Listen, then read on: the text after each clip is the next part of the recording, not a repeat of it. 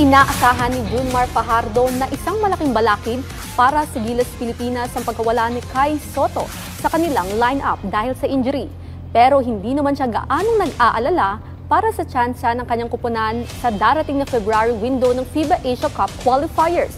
Kung bakit, yan ang malalaman natin sa ulat ni teammate Rafael Bandayrel. Sa nalalapit na pagsisimula ng FIBA Asia Cup Qualifiers Window 3, malaking hamon ang nag-aabang para sa Gilas Pilipinas Men's National Basketball Team. Nitong Huwebes, katatapos lamang sumailalim ni Kai Sotto sa isang operasyon upang paghilumin ang kanyang ACL tear. Inaasahang aabutin ng 6 hanggang 9 na buwan ang recovery nito, kaya naman matagal-tagal siyang magagarahe.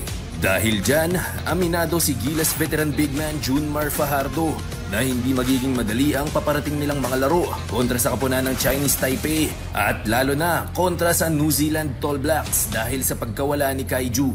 Sa kabila nito, ano naman kaya ang pinanghahawakan ng 8-time PBA MVP kaya hindi siya gaanong nangangamba? Siyempre, pero siguro may game plan naman si coach nyo, no? Mga coaching staff. So. Samantala, umaasa rin si Junmar na mapabilis sana ang paghilom ng injury ni Sotto upang makabalik na siya sa lineup ng pambansang koponan. Sana healthy si Kai pag dating ng time na kakailanganin siya namin. Nakatakdang tumulak patungong Doha, Qatar si Fajardo kasama ang kanyang mga teammates sa Gilas ngayong buwan.